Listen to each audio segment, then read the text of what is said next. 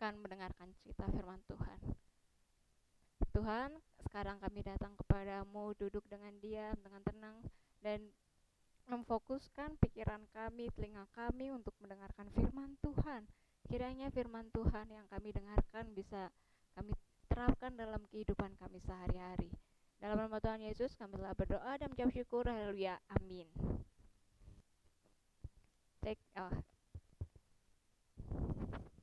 Bentar ya teman-teman. Cek.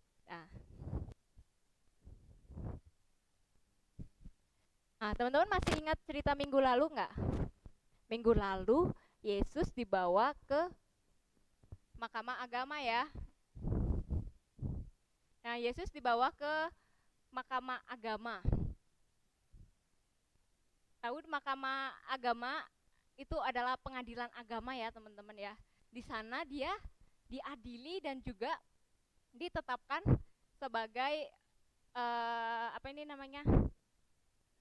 terdakwa, yang ditetapkan sebagai orang yang bersalah karena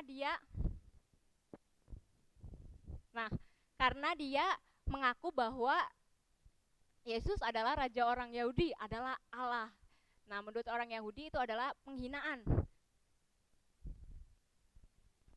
Nah, namun teman-teman, Mahkamah Agama ini tidak bisa mengeksekusi untuk hukuman Yesus.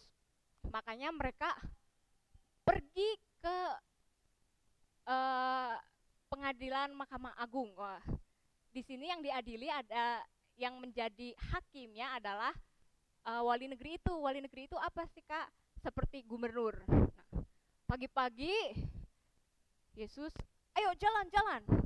Mereka jalan sama-sama untuk menghadap wali negerinya, yaitu Pontius Pilatus, teman-teman ya. Pontius Pilatus pun sudah duduk di singgasananya, di tahtanya. Terus Pontius Pilatus lihat ada orang banyak,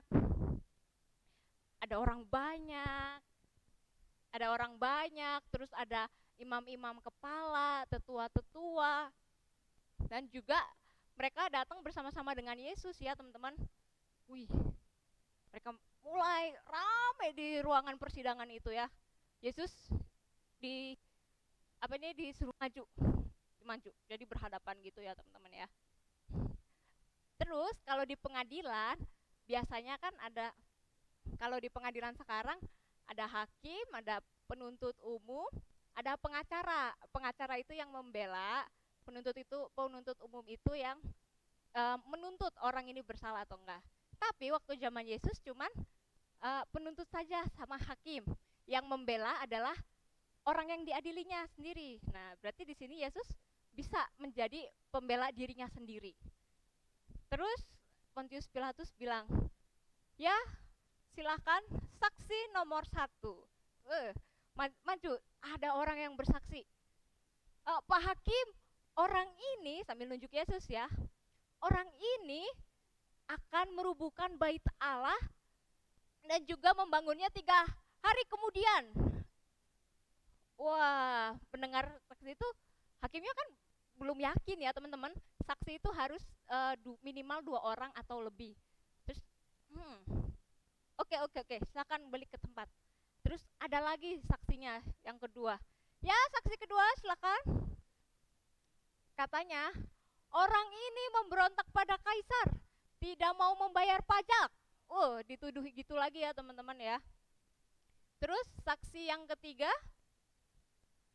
ya betul, orang ini akan merubuhkan bait Allah. Wih, kesaksiannya ini ya teman-teman ya, beda-beda. Terus aneh kata Pontius Pilatus, kok kesaksiannya beda-beda, mana yang benar? Terus ada lagi, satu orang lagi bilang, Pak Hakim, orang ini mengaku sebagai raja, sebagai Allah, dan dia menghina nama Tuhan kita, Tuhan orang-orang Allah orang-orang Yahudi ya, Yehwa teman-teman ya. Wah, mendengar hal itu pun Pontius Pilatus nggak yakin teman-teman, sehingga Pontius Pilatus bertanya kepada Yesus langsung teman-teman ya.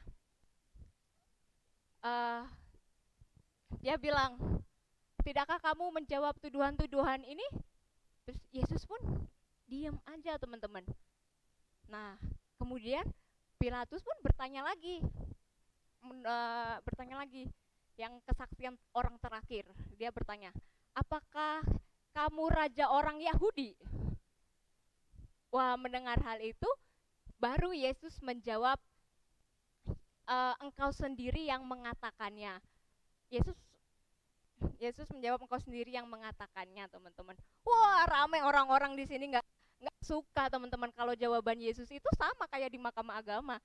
Kalau dia mengaku dia adalah Allah ya, teman-teman ya, aja orang Yahudi. Padahal teman-teman, itu kebenarannya, itu yang benernya. Yesus nggak bohong, emang dia adalah Allah, teman-teman ya. Tapi orang banyak itu nggak suka, teman-teman ya. Wah, mereka makin rame. Terus, ya, tenang, tenang, tenang. Pontius Pilatus menenangkan mereka. Sebelum memutuskan untuk uh, memutuskan keputusan terakhir, apakah Yesus akan mati atau tidak, Pontius Pilatus berpikir dulu, teman-teman ya. Lagi berpikir, kemudian datang surat, teman-teman. Surat ini adalah surat dari istrinya, teman-teman ya. Dia baca, terus isinya seperti ini. Suamiku, aku bermimpi buruk. Ih, kenapa istriku bermimpi buruk? Terus dibaca lagi kalimat selanjutnya. Jangan kamu apa-apakan orang ini, bebaskan dia. Karena dia ini adalah orang benar. Wih, teman-teman, Pilatus bingung. Tapi Pilatus tahu bahwa Yesus ini tidak melakukan kesalahan apapun. Orang banyak teriak-teriak menuntut dia supaya dia dihukum, teman-teman ya. Wah, dia bingung, takut. Terus takutnya kenapa, teman-teman? Karena kalau misalnya dia tidak menuruti orang banyak, maka akan dilengserkan itu apa? Diturunkan jabatannya, kemudian dia bisa dicari-cari orang, dibunuh karena memihak Yesus ya, teman-teman. Wah, terus dia kepikiran, oh iya, kan setiap perayaan hari raya besar orang Yahudi ada tradisi untuk membebaskan satu orang tahanan. Nah, kalau sekarang namanya grasi, teman-teman ya, untuk membebaskan satu orang tahanan. Akhirnya pun dia maju, terus dia bilang, ya apakah harus kubebaskan Yesus? Oh, orang banyak itu masih ini ya, teman-teman ya, yang tadinya tenang sudah bisa. Mereka dihasut sama imam-imam kepala dan juga tetua-tetua. Oke, baik, kata Pontius Pilatus, saya tanya lagi. Apakah Yesus dibebaskan atau kalian mau memilih Barabas? Barabas. Oh, tenang, saudara-saudara. Tenang, saudara-saudara ya. Kita baru dijawab, Barabas adalah seorang pembunuh dan pemberontak. Sedangkan Yesus, wah, mereka langsung rame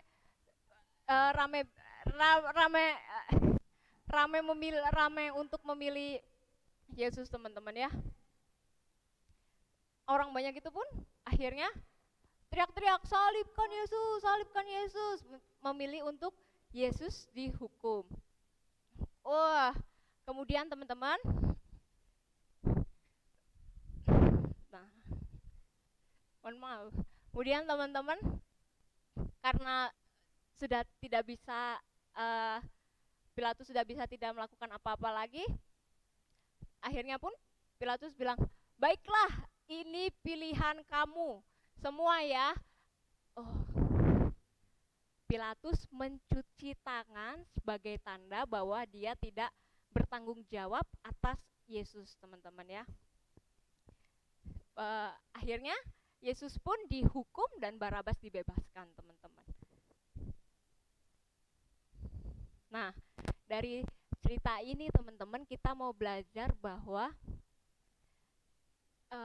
kebenaran, kita harus melakukan kebenaran, mengatakan kebenaran walaupun orang banyak itu nggak suka kebenaran itu. Orang banyak itu nggak suka kalau kita melakukan kebenaran, mengatakan kebenaran, teman-teman ya. Kayak tadi contohnya, Yesus mengaku ya bahwa dia adalah Allah. Itu kebenarannya, teman-teman. Tapi orang banyak nggak suka, iri, dengki, benci, nggak suka. Kalau misalnya apa yang diomongkan oleh Yesus itu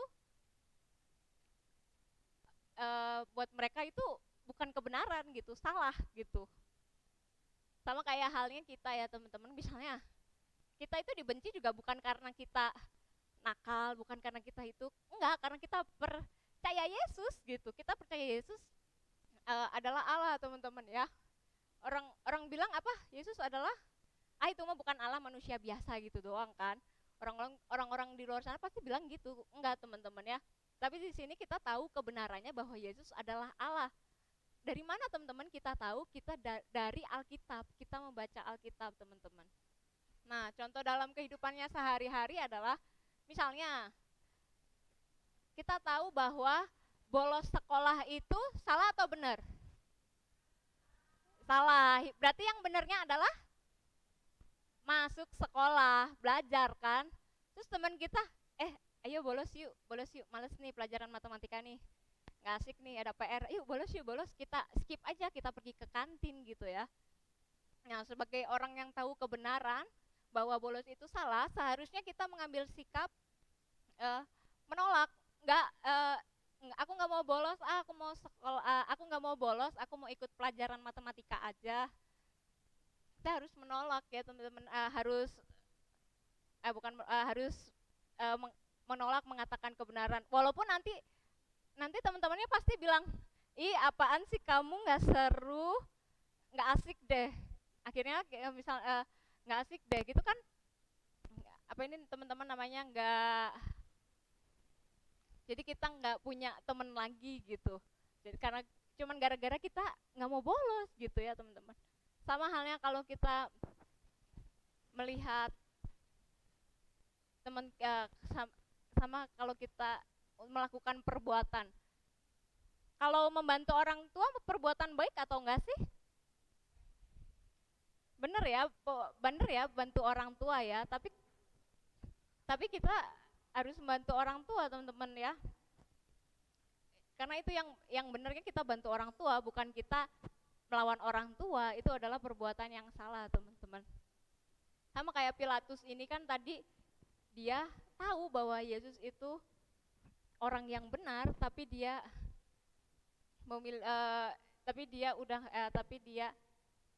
tidak, apa ini namanya, tidak mengatakan kebenaran yang sesungguhnya, sehingga dia menghukum Pilatus, teman-teman ya. Kita langsung buka ayat kita dari Mazmur 26 ayat 3. Nah ini teman-teman ya, kita baca dulu bersama-sama. 1, 2, 3. Sebab mataku tertuju pada kasih setiamu, dan aku hidup dalam kebenaran-Mu. Mazmur 26 ayat 3. Nah dari ayat ini kita belajar untuk senantiasa hidup di dalam kebenaran Tuhan ya teman-teman ya. Karena apa? Karena kasih setia Tuhan yang menuntun kita untuk bisa tetap hidup di dalam kebenaran. Susah orang dijauhin, orang teman-teman dijauhin orang banyak, susah ya. Tapi apa kata Alkitab? Kita harus hidup di dalam kebenaran. Gitu saja dari cerita firman Tuhan pada pagi hari ini. Sekarang kita berdoa ya teman-teman. Lipat tangannya, tutup matanya, kita berdoa. Tuhan, terima kasih. Pada pagi hari ini kami belajar untuk hidup di dalam kebenaran Tuhan. Walaupun orang banyak tidak suka, membenci perlakuan eh, membenci kebenaran yang ada Tuhan, tapi kami mau supaya Tuhan menuntun kami di dalam kehidupan kami dan kami bisa melakukan kebenaran Tuhan. Dalam nama Tuhan Yesus kami telah berdoa dan mengucap syukur. Haleluya. Amin.